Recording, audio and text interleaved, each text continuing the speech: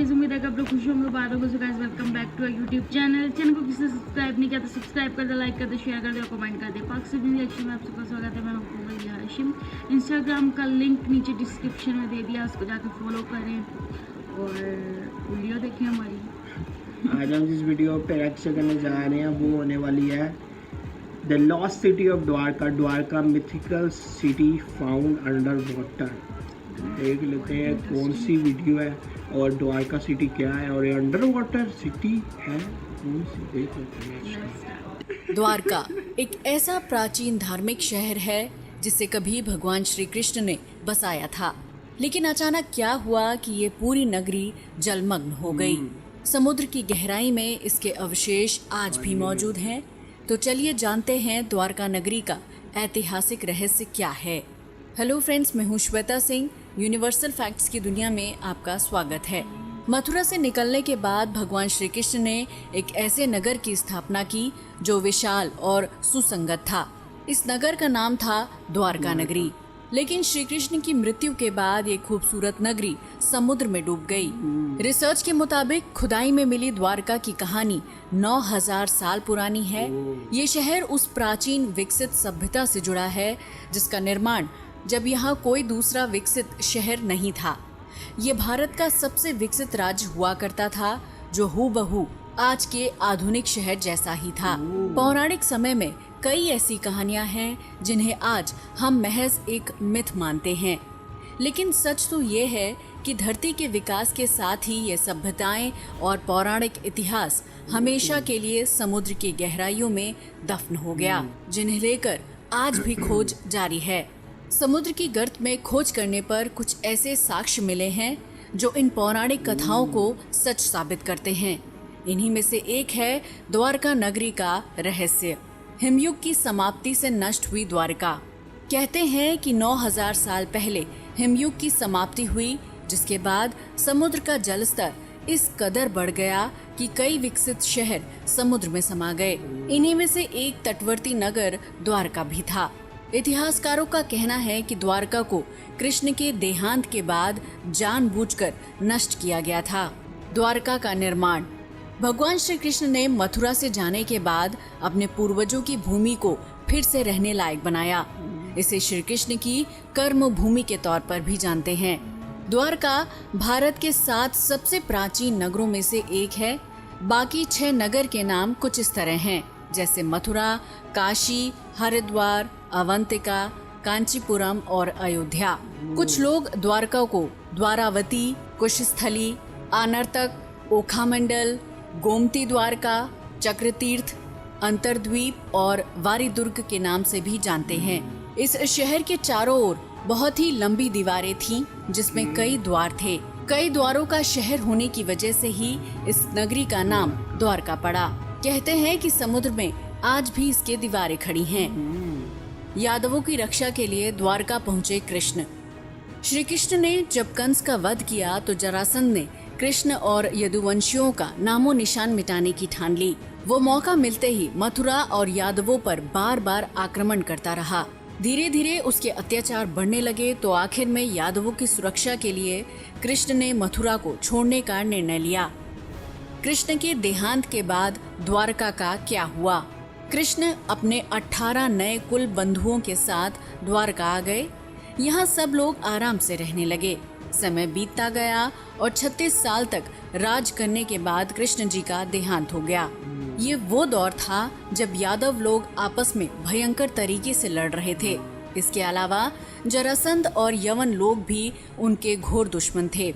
ऐसे में द्वारका पर समुद्र और आसमान से आक्रमण किया गया। कहते हैं कि कृष्ण जी की मृत्यु के बाद उनके प्रपौत्र वज्रनाभ द्वारका के यदुवंश के अंतिम शासक थे, जो यदुओं की आपसी लड़ाई में जीवित बच गए। द्वारका के समुद्र में डूबने पर अर्जुन, वज्र और शेष बची यादव महिलाओं को हस्तिनापुर ले गए।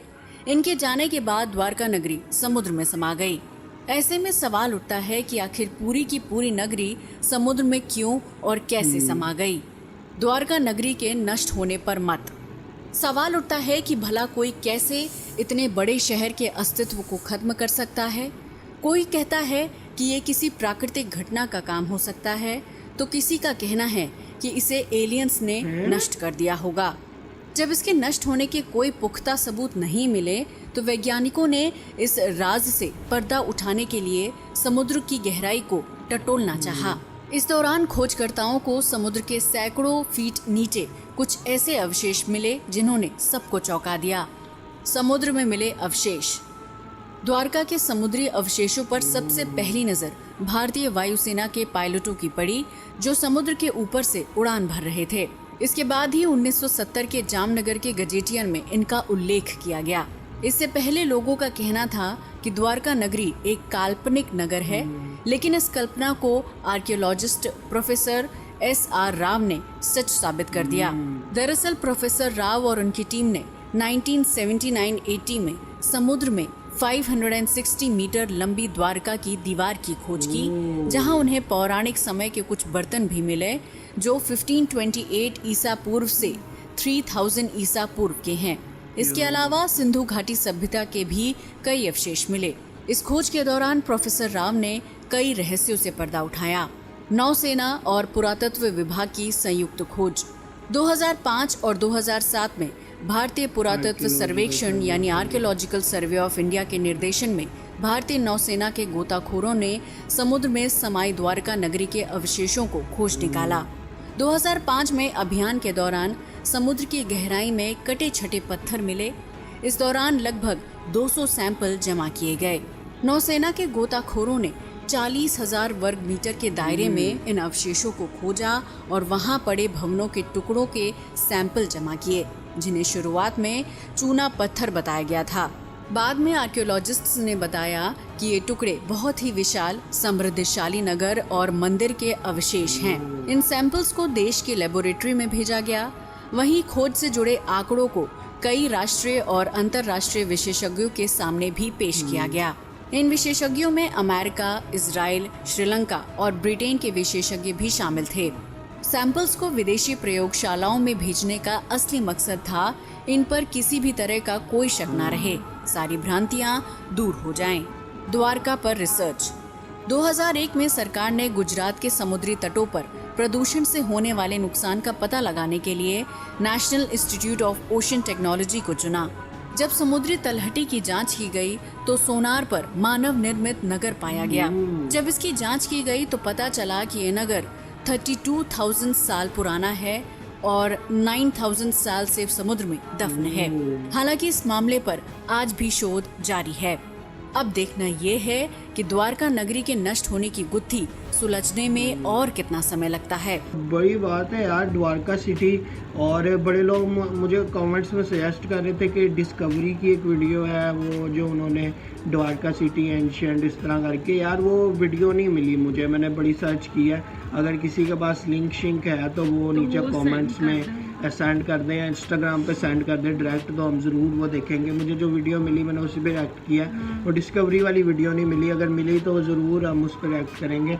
तो बाकी रही बात इस वीडियो की, तो यार बिल्कुल जिस तरह के जो साइंटिस्ट ने सबूत दिए हैं वो जो सारे वहाँ पे मिले हैं, तो हो सकता है यहाँ पे कोई सिटी हो और लोग बिलीव करते हैं। तो बिल्कुल यार सबूत वगैरह तो ये कहते हैं जो लोग सिटी वाकई उन्होंने डिस्कवर तो सारा किया, नीचे जाके सारा डिस्कवर किया है। एक आध वीडियो भी देख रहा था 15-20 सेकंड की, जिसमें वो साइंटिस्ट ने वो नीचे जाते हैं सारा और वो सर्च करते हैं, वहाँ पे पत्थर मिलते हैं। पत्थर वो लाइव इमेजेस हैं, ये इस पर भी इमेजेस थी। तो पत्थर की इमेजेस थी। तो वाकई यार उधर होगा, शहर होगा बिल्कुल ज़मीन में जो हो जाता है। ये तो है कि वाटर लेवल हो जाता है, राइज हो जाता है। हाँ, वो तो राइज होता है वाटर लेवल वक्त के साथ साथ। वो ज़ाहिर है कुछ आता है, नेचुरल डिज़ास्टर भी आते हैं, तो पानी में डूब जाता है सारा। और फिर उसके बाद ऊपर न्यू जो है वो बनती है, कंट्री जो है वहाँ पे बनती है, सिटी बनती है वहाँ पे जो भी है। तो बड़ा गुड है यार, हिस्ट्री बहुत है इस जो रीजन है, ये जो रीजन है इधर की बहुत बड़ी हिस्ट्री है, बहुत पुरानी हिस्ट्री है। यहाँ पे पता नहीं क्या क्या चीज़ें हो चुकी हैं। कोई कौन सा शहर है, कोई कुरुक्षेत्र भी है यहाँ पे, कोई दूसरा भी है, और रावलपिंडी में भी कुछ जगह है, अफगानिस्तान में भी कुछ जगह है। तो ये जो एरिया पूरा है यहाँ पे इसकी बहुत बड़ी हिस्ट्री है। यहाँ पे बहुत ज़्यादा चीज़ें जो है ना वो जो है पुरानी है बहुत ज़्यादा। तो बाकी हमें कमेंट्स में बताना है यार, वीडियो अगर वो सजेस्ट हो तो ज़रूर करना। मिलते हैं नेक्स्ट वीडियो में, तब तक अपना ख्याल रखिए, चैनल को सब्सक्राइब कर देना, लाइक कर देना। शेयर कर देना। 1 2 3